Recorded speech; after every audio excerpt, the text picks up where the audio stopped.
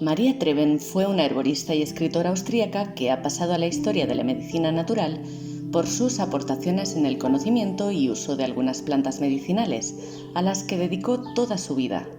Practicó la herboristería en Austria y Alemania y, fruto de sus estudios sobre las diversas aplicaciones de las plantas, escribiría su obra más conocida, Salud en la botica del Señor, que la haría famosa junto con su fórmula de hierbas suecas.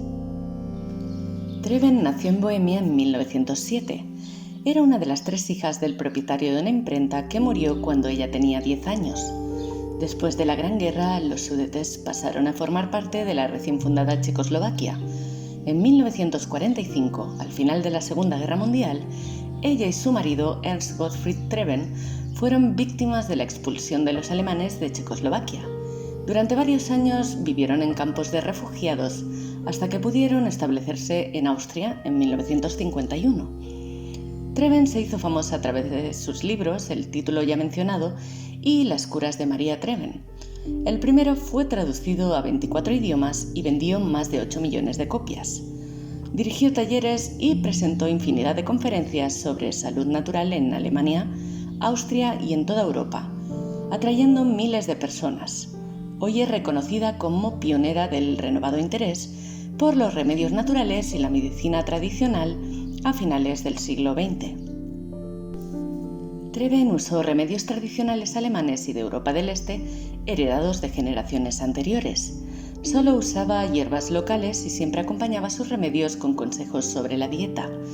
Comúnmente usaba tomillo, celidonia, carmín, verónica, cálamo, manzanilla, ortiga y alquimila.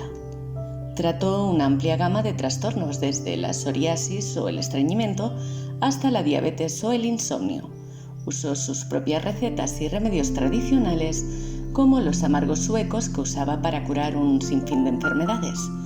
Algunos de sus remedios y consejos eran discutidos por algunos científicos, que los calificaban de esotéricos, pero lo cierto es que hasta el día de hoy es ampliamente leída y referenciada por su conocimiento de las plantas medicinales, sobre todo las europeas.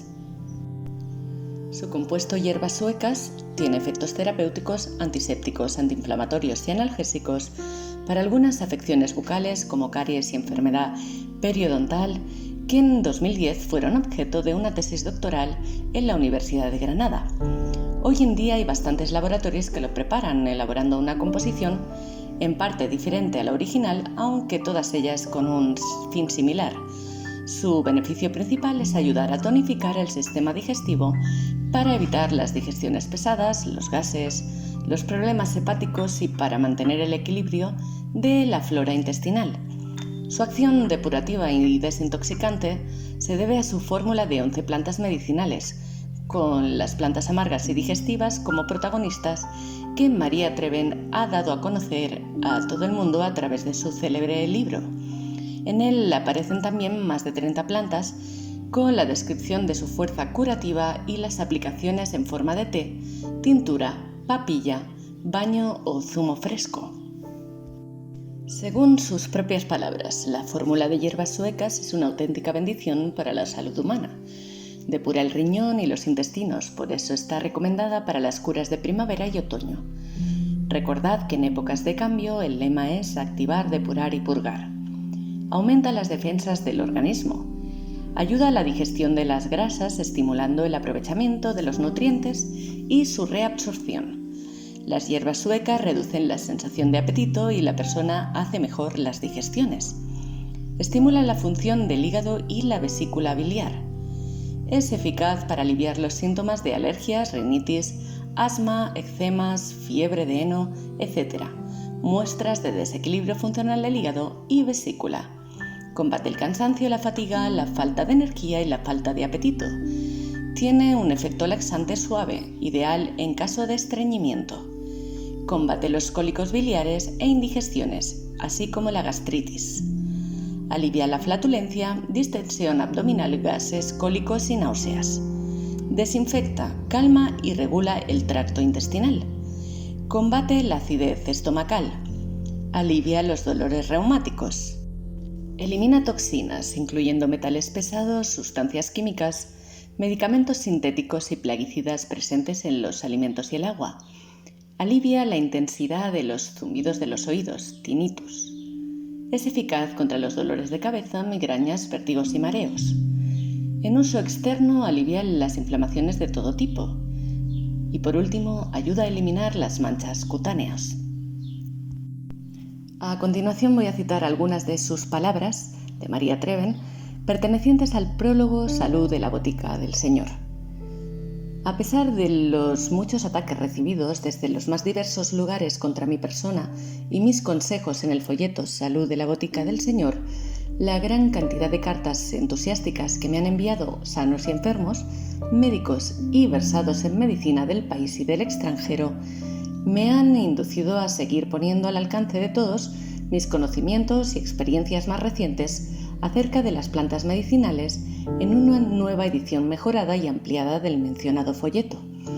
En una época en que gran parte de la humanidad se va apartando considerablemente de un modo de vida natural y va dejando por una concepción falsa de la vida camino abierto a enfermedades amenazantes, deberíamos acordarnos de las hierbas medicinales que nuestro Señor por su bondad nos está regalando desde tiempos remotos.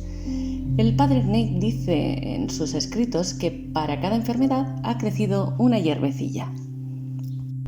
Cada planta citada en el libro merece un vídeo aparte, como es el caso de algunos hechos como el diente de león o la celidonia. Las hierbas medicinales que se citan en la Botica del Señor son la agrimonia, el ajo de oso, la aleluya, el cálamo aromático, la celidonia, la cola de caballo, la consuelda mayor, el diente de león, el epilobio de flor pequeña, la fárfara, el galio, las hierbas suecas, el hipérico, hierba de San Juan, licopodio, llantén menor, maíz, malva, manzanilla maravilla, milenrama, muérdago, nogal, ortiga mayor, ortiga muerta amarilla, pan y quesillo, petasita, el pie de león, la primavera, la salvia, el serpol, la vara de oro, la verónica, el tomillo salvaje. En cuanto a sus consejos para la recolección, nos dice que el conocimiento preciso de las plantas medicinales es primordial para su recolección. Una vez lo tengamos, hay que saber cuándo, dónde y de qué manera se recolectan las hierbas. La experiencia ha demostrado que los mejores resultados de curación se han conseguido con hierbas recién recogidas, las cuales son imprescindibles para obtener un éxito en caso de enfermedades graves. Hierbas frescas que puede recolectar uno mismo desde principios de la primavera, a veces ya a finales de febrero, hasta entrado noviembre. Algunas incluso se pueden encontrar en invierno bajo una capa de nieve, como es el ejemplo de la celidonia, con tal de que uno se acuerde del lugar donde crecen. Para el invierno se prepara una reserva no muy grande de hierbas secas, las cuales se recolectan en el momento de su mayor contenido en sustancia activa. Para la flor es a principio de la floración. Para las hojas es antes y durante la floración. Las raíces se desentierran a principios de primavera o en otoño. Las frutas se recogen en la época de su maduración. Además, hay que tener en cuenta las siguientes reglas. Solo se cogen plantas sanas, limpias y sin insectos.